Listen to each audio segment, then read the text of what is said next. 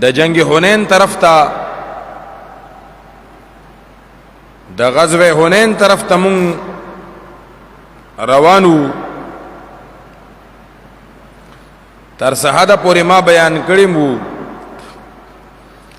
د مکه مکرمه د فتح کولو نه بعد د طائف په علاقه کې چې کوم قبایل اوسېده لکه حوازن، ثقیف، بنو سعد، دا خلق را جمع شو. دی د حوازن او د ثقیفنا یو سردار مقرر کو، یو سردار وو نوجوانو د خپل شباب او د ځوانۍ او د قوت په نشه کې مستو.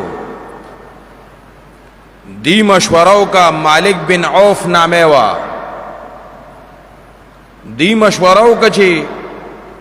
رسول الله صلی الله علیه و آله وسلم مبارک له الله تعالی جل جلاله په در په فتح ورکی او اوس زمون په قرب او جوار کې مکه مکرمه ده نو هغه فتح شوا او اسلام تو رسول الله صلی الله علیه و آله وسلم مبارک تو صحابه کرام رضی الله تعالی عنهم ته الله تعالی بره فتح ورکا.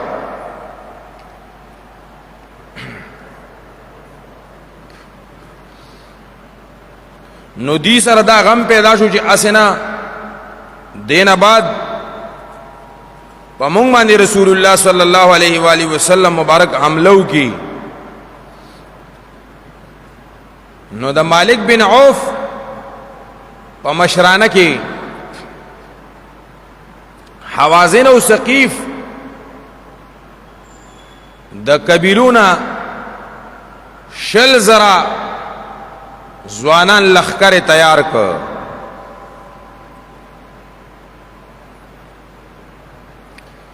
د شل زرا لخر تیارولو نباد دی فیصلو که چې د بنی جشم ابن سما درید بن سما نامه و درید داغی سردارو دې ډېر زیات بوډاو تر دې چې د سترګو نظرم نه لګېدو او نور حصو حرکتم پکې نو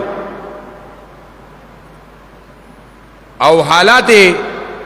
ډېر کمزوري خو مشورو شوې دا سړی په ځوانۍ کې په ډېرو جنګونو کې پاتې شوی دی لہذا د مشورو د پاره ځان سره بوزو چې کله دا لښکر را روان شو نو دې درید د ماشومانو جړاګانې د ښځو اوازونه او دارنګ چې کم دینو دا دې سارو زناورو د ګډو چیلو اوازونه اوریدل شروع کړ. چې واورېدل نو خلکو ته وی دغه نظر نه لګېد دا اوازونه د سورم. وی مالک بن عوف حکم کړی دی چې ځان سره واړه او زنانا او ساروي او ټول رو باسي. اول خو مونږ ډېر جنگجو خلک یو او د جنگ کولو مونږ ډېر مهارت لرو خو قبل فرض مونږ باندې شکست مات شو مونږ شکست خورو او مونږ ماتو خورا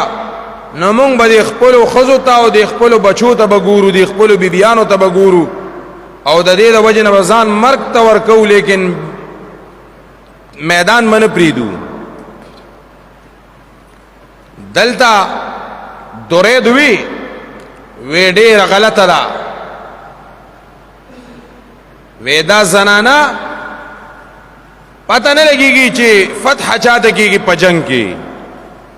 خدا زنانه چې تاسو ځان سره بوزئ د ماشومان او د مالونه